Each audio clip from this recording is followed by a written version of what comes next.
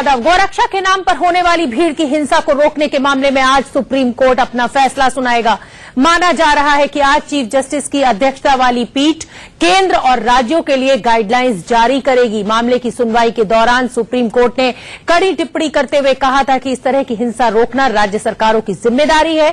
ये सिर्फ कानून व्यवस्था का सवाल नहीं है, बल्कि गोरक्षा के नाम पर भीड़ की हिंसा क्राइम है। अदालत इस बात को स्वीकार नहीं कर सकती कि कोई भी कानून को अपने हाथ में ले। इस टिप्पणी के बाद ऐसा माना जा रहा है कि आज सुप्रीम कोर्ट इस मामले में केंद्र और राज्य सरकारों के लिए गाइडलाइंस जारी कर सकता है। तो पिछली हियरिंग में सुप्रीम कोर्ट ने कड़ा रुख अपनाया था और सुप्रीम कोर्ट का साफ कहना था कि ये राज्य सरकारों की जिम्मेदारी है। मॉब लिंचिंग पर सुप्रीम फैसला आज सुप्रीम कोर्ट गोरक्षा के नाम पर हो रही हिंसा पर अपना फैसला सुनाएगा। सुप्रीम कोर्ट केंद्र और राज्य सरकारों के लिए गाइडलाइंस जारी कर सकता है। यह हम आपको ग्राफिक्स के जरिए समझा रहे हैं कि आज सुप्रीम कोर्ट की हियरिंग की क्या अहमियत है। सुप्रीम कोर्ट ने याचिका पर सुनवाई के दौरान कड़ी टिप्पणी की थी। सुप्रीम कोर्ट ने मुआवजे के ऊपर भी टिप्पणी की थी और कहा था कि राज्य सरकारों की जिम्मेदारी है। गोरक्षा के नाम पर हिंसा अपराध है। उन्होंने साफ कहा था कि इसको किसी स्पेशल कैटेगरी में नहीं रखा जाएगा, ये एक अपराध है। गोरक्षा के नाम पर हिंसा रोकना राज्य सरकार की जिम्मेदारी।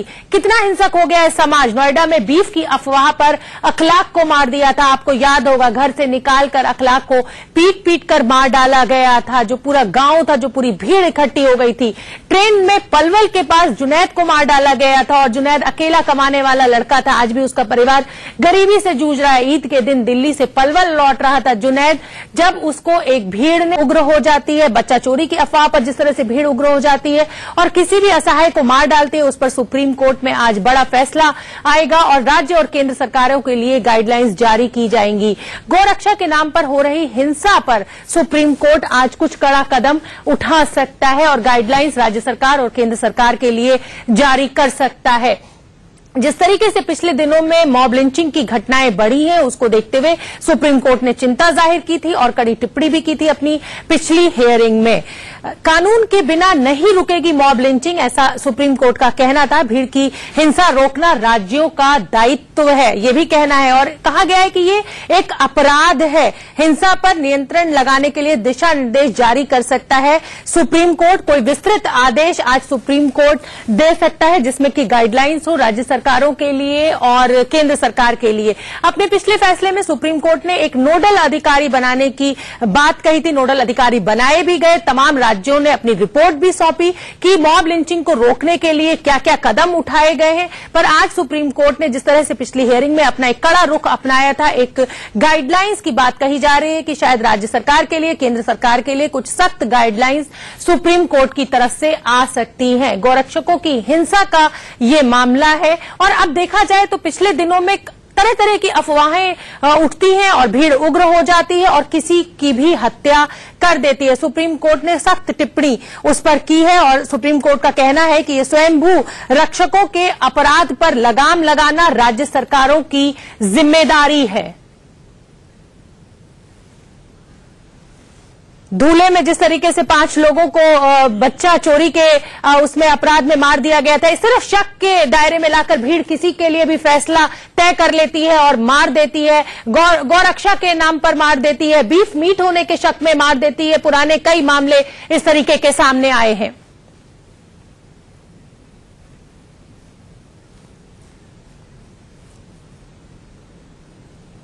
हमारे साथ हमारी 2 सहयोगी जुड़ रही हैं न्यूज रूम से। मेरे साथ मेरी सहयोगी कंचन है और सुप्रीम कोर्ट से हमारी सीनियर एडिटर आंचल आनंद जुड़ रही हैं। आंचल, सबसे पहले तो जानना चाहेंगे कि ये फैसला कितनी देर में आ सकता है। पिछली जो हियरिंग हुई थी उसमें सुप्रीम कोर्ट ने बहुत सख्त टिप्पणी की थी, तो क्या माना जाए कि आज राज्य सरकार और केंद्र सरकार के लिए क्या गाइडलाइंस आने की उम्मीद है? बिल्कुल, सबसे पहले तो अभी क्योंकि 10:30 बज चुके हैं शोभना, हम एक्सपेक्ट कर सकते हैं कि बेंच आकर बैठ गई होगी और फैसला सुनाने की प्रक्रिया जो है वो शुरू होने वाली होगी। नंबर 1। नंबर 2, और 5-7 मिनट में हमें पता लग जाएगा कि एग्जैक्टली कोर्ट क्या कह रहा है। हम उन दिशा निर्देशों का इंतजार कर रहे हैं जो देश की सबसे बड़ी अदालत देने जा रही है, ताकि इस देश के अंदर जिस तरह से मॉब लिंचिंग की घटनाएं बढ़ती चली जा रही है। खासतौर से पिछले 1-1.5 महीने में देखा जाए तो 25 से ज्यादा ऐसी घटनाएं हो चुकी हैं, उनके ऊपर लगाम कसी जा सके। कोर्ट पहले ही ये इंडिकेट कर चुका है कि अब ये सिर्फ जिस तरह से शुरुआत हुई थी काउ विजिलेंटिज्म, यानी कि गाय के नाम पे जो गौ हत्या के नाम के ऊपर हो रहा था, वो उसकी बात नहीं है। इसका स्कोप बढ़ चुका है क्योंकि कोर्ट के मद्देनजर ये बातें भी आई कि पिछले कुछ 1-1.5 महीने में किस तरह से बच्चा चोरी के नाम पर जो मॉब है, जो भीड़ है, वो वायलेंट होती चली जा रही है और लोगों की जान जा रही है। तो ऐसे में क्या पूरा स्वरूप होने वाला है, दिशा निर्देश किन किन मेजर पहलुओं को टच करेंगे, ये हमें पता चलेगा। शोभना, जो मेजर इंडिकेटर्स हैं, जो कोर्ट ने एक तरह से संकेत दिया है कि वो गाइडलाइंस ले करेंगे, उसमें क्या होगा? कोर्ट में ये पहले ही साफ कर चुका है कि जी ये law and order state government की रिस्पॉन्सिबिलिटी, यानी कि राज्य सरकारों की जिम्मेदारी जरूर है, लेकिन ये एक सिर्फ लॉ एंड ऑर्डर प्रॉब्लम नहीं है, ये क्राइम है और क्राइम विद अ पैटर्न है। यानी कि सिर्फ एक ऐसा नहीं है कि ये किसी का जिस तरह से मर्डर हो जाता है, रॉबरी हो जाती है, डिकॉइटी, ये उस तरह की बात नहीं है। बाकायदा एक पैटर्न की तरह ये बढ़ रहा है और खास तौर से हम जानते हैं कि किस तरह से सोशल मीडिया का इसमें इस्तेमाल हो रहा है, व्हाट्सएप का इस्तेमाल हो रहा है और उसके बाद आधे घंटे के अंदर, जैसे हाल फिलहाल में शोभना हैदराबाद टेकी का एग्जाम्पल सामने आया कि आधे घंटे के अंदर ही बात इतनी फैल गई कि लोग सुनने के लिए तैयार नहीं थे। पुलिस जो उन हैदराबाद टेकी और उनके साथ जो लोग थे उनको बचाने के लिए आई, पुलिस को भी पीट दिया गया। तो ऐसे में जो ये अनकंट्रोल्ड वायलेंस हो रही है, इसमें एक पैटर्न है और अगर इसको कंट्रोल करना है तो सिर्फ एक दुख की जगह पर नहीं होगा, ये देशव्यापी समस्या जिस तरह से हो गई है, इसके लिए देशव्यापी दिशा निर्देशों की भी जरूरत है और साथ ही साथ इसके हर पहलू को भी देखने की जरूरत होगी, जो हमें पता चलेगा गाइडलाइंस आने ही वाली है। बिल्कुल आंचल, आप हमारे साथ बनी रहिए, हम आपसे बात करेंगे। जब पिछले फैसले में सुप्रीम कोर्ट ने नोडल अधिकारी बनाने की बात की थी तो उस पर राज्य सरकारों ने अपना क्या जवाब सौंपा है, बनी रहिए। फिलहाल रुख करते हैं कंचन का, जो हमें बताएंगी कि भीड़ तंत्र ने कैसे कब कहर बरपाया है असहाय लोगों के ऊपर। शोभना, बहुत ही कम समय रह गया, जैसा कि अभी आंचल आनंद ने बताया कि सुनवाई शुरू हो चुकी है। अपने दर्शकों को बड़ी अपडेट भी दे रहे हैं इस बड़ी खबर के ऊपर।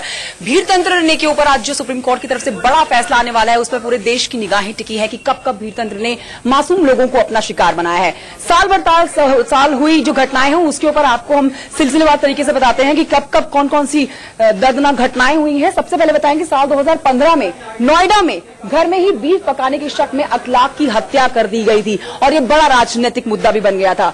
उसके बाद बेकाबू भीड़ तंत्र की घटना होती है साल 2016 में गुजरात में, वोकशी के शक में 4 दलितों की पिटाई की गई थी। ये भी अपने आप में एक बहुत बड़ा राजनीतिक मुद्दा बन गया था। उसके बाद 2017 अप्रैल की बात करें तो जम्मू कश्मीर में पशु ले जा रहे 5 लोगों पर हमला किया। एक बच्ची इस पूरे मामले में, इस पूरे घटनाक्रम में घायल भी हुई थी। आगे बढ़ते हुए आपको बताएं, राजस्थान में अप्रैल 2017 में गो तस्करी के शक में पहलू खान की हत्या कर दी गई थी, महज शक में। और इसके अलावा हरियाणा की बात करें तो वहां पर साल 2017 में ट्रेन में जुनैद की हत्या कर दी गई थी। तो ये बेकाबू भीड़ तंत्र की हम आपको बता रहे हैं बात, जिसके ऊपर आप कंचन, मुझे आपको रोकना पड़ रहा है। इस समय की बड़ी खबर हम आपको बता दें, सुप्रीम कोर्ट ने अपना फैसला पढ़ना शुरू कर दिया है। उनका साफ कहना है कि नागरिक अपने हाथ में कानून नहीं ले सकते, कानून अपने हाथ में कोई नहीं ले सकता है। सुप्रीम कोर्ट ने अपना फैसला सुनाना शुरू कर दिया है। कोई भी नागरिक अपने हाथ में कानून नहीं ले सकता है। पिछली सुनवाई में भी सुप्रीम कोर्ट ने सख्त टिप्पणी की थी। आज उम्मीद की जा रही है कि केंद्र सरकार और राज्य सरकार के लिए गाइडलाइंस, दिशा निर्देश जारी कर सकता है सुप्रीम कोर्ट। हम रुख करेंगे अपनी सहयोगी आंचल का। जी आंचल, क्या अपडेट है आपके पास? जी बिल्कुल, साथ ही साथ शोभना ये भी बताऊंगी, दिशा निर्देश जारी करना शुरू कर दिया। ये तो कहा है कि कानून और व्यवस्था को कोई अपने हाथ में नहीं ले सकता है, लेकिन साथ ही साथ कोर्ट ने ये कहा कि संसद इसे लेकर कानून बनाए, यानी कि एक कॉम्प्रिहेंसिव लॉ की जरूरत है। जो वैक्यूम वाली स्थिति थी कि इस तरह से मॉब लिंचिंग की घटनाओं से निपटने के लिए पुरजोर कानून ही नहीं है और मॉब भीड़ तंत्र इतना बढ़ता चला जा रहा है। भीड़ इसका फायदा उठाती है कि वो एनोनिमस है, यानी कि भीड़ ने हमला किया तो ट्रैक करना जो क्रिमिनल्स हैं उनको बहुत मुश्किल हो जाता है। ऐसे में एक कॉम्प्रिहेंसिव कानून की जरूरत है। कोर्ट ने साफ कर दिया है कि संसद इसे लेकर कानून बनाए। साथ ही साथ कोर्ट ने कहा है कि राज्य सरकारों का फर्ज है, प्राइमरी रिस्पॉन्सिबिलिटी है, वो स्टेट की है लॉ एंड ऑर्डर को कंट्रोल में रखने के लिए। और कोर्ट ने यह भी कहा है, ये दिशा निर्देश एग्जैक्टली क्या है वो हमारे पास आते होंगे, लेकिन कोर्ट ने यह भी कहा है कि 4 हफ्ते के अंदर केंद्र और राज्य सरकारें जो हैं वो इन तमाम दिशा निर्देशों को लागू करें, जिसके भीड़ द्वारा हत्या के लिए सजा का भी प्रावधान होना चाहिए इस कानून में। यानी कि भीड़ जो मॉब वायलेंस है उसके लिए ना सिर्फ स्पेसिफिक कानून होना चाहिए बल्कि साथ ही साथ पनिशमेंट के भी प्रोविजंस बहुत ज्यादा स्ट्रिक्ट होने चाहिए और उसके लिए स्पेसिफिक प्रोविजंस की जरूरत है।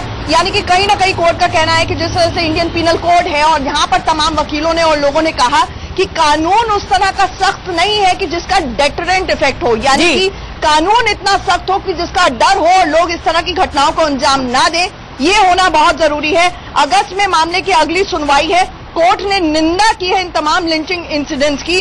आपसे ये भी जानना चाहेंगे, पिछली बार हियरिंग में इंदिरा जयसिंह ने मुआवजे की बात कही थी। उन्होंने कहा था कि धर्म विशेष को निशाना बनाया जा रहा है, तो क्या सुप्रीम कोर्ट ने मुआवजे के ऊपर भी कोई टिप्पणी की है? जी, मैं वही आपको बताने की कोशिश कर रही थी शोभना कि अभी तक की मुआवजे को लेकर कोर्ट की अभी तक की अपडेट नहीं आई है, लेकिन दिशा निर्देश में हम एक्सपेक्ट कर रहे हैं कि मुआवजे को लेकर भी कोर्ट कुछ कह सकता है। लेकिन आपको ये भी ध्यान में रखना होगा कि अगर गेंद वाकई संसद के पाले में कोर्ट ने डाल दी है कि कॉम्प्रिहेंसिव लॉ की जरूरत है और संसद इसे लेकर कानून बताए, तो फिर मुआवजे का कानून भी संसद को बनाने की गुजारिश यहां से कोर्ट की तरफ से कर दी है। देखिए, कोर्ट डायरेक्ट नहीं कर सकता है संसद को कोई भी कानून बनाने के लिए, क्योंकि न्यायपालिका, कार्यपालिका और एग्जीक्यूटिव अलग अलग ऑपरेट करते हैं। देश में सेपरेशन ऑफ पावर्स है। लेकिन कोर्ट ये जरूर कह सकता है, तो वैक्यूम की स्थिति जब कानून नहीं है तो कोर्ट दिशा निर्देश दे सकता है, जो कि वो दे रहा है, और साथ ही साथ कोर्ट रेकमेंड कर सकता है कि आप कानून बनाएं। ऐसे में एक जो पेच है कॉम्पनसेशन को लेकर वो दो बातों पर है शोभना। एक तो ये कि अलग अलग राज्य हैं जहां पर हिंसा हो रही है, केंद्र सरकार अपना पल्ला झाड़ने की कोशिश कर रही है। उसका कहना है कि कानून और व्यवस्था तो राज्यों का काम है।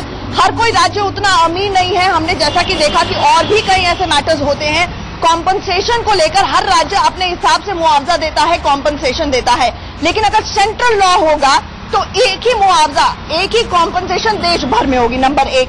और साथ ही साथ इसमें एक और एस्पेक्ट आ जाता है कि कॉम्पनसेशन दी जाए। इंदिरा जयसिंह का ये कहना था क्योंकि एक धर्म विशेष और कुछ लोगों को टारगेट किया जा रहा है, खास तौर से जो दबा कुचला वर्ग है उनको टारगेट किया जा रहा है, ऐसे में कॉम्पनसेशन उनको मिलनी चाहिए। लेकिन कोर्ट ने स्पष्ट कर दिया था, मुआवजा देने के लिए हम ये नहीं देखते हैं कि विक्टिम की धर्म जात क्या है। विक्टिम इज अ विक्टिम, यानी कि जो पीड़ित है वो पीड़ित है, उसको मुआवजा मिलना चाहिए और कानून के आधार पर मिलना चाहिए, ना कि धर्म और जाति के आधार पर।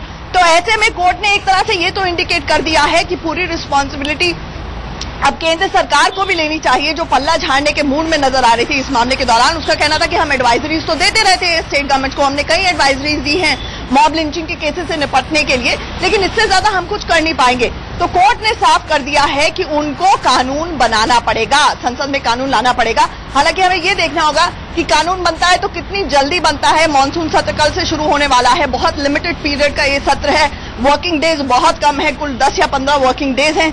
ऐसे में क्या इतनी जल्दी में कानून आ सकता है? अगर कानून आने में वक्त लगता है तो इंटरिम पीरियड में कोर्ट की क्या दिशा निर्देश है वो ऑपरेशनल शायद कोर्ट कह रहा है कि 1 महीने के अंदर हो जाने चाहिए, तो उन्हीं का इंतजार हम कर रहे हैं। शोभना जी, आंचल आप बता रही हैं कि अगली तारीख अगस्त की दी है कोर्ट ने, वो क्या है तारीख? देखिए, तारीख अभी तक आई नहीं है शोभना, लेकिन मामले की सुनवाई अगस्त में होगी। इसका मतलब ये जरूर निकाला जा सकता है कि मामला अभी कोर्ट के अंदर पेंडिंग है। कोर्ट ने मामला डिस्पोज ऑफ नहीं किया है, कोर्ट की निगरानी में सुनवाई होती रहेगी।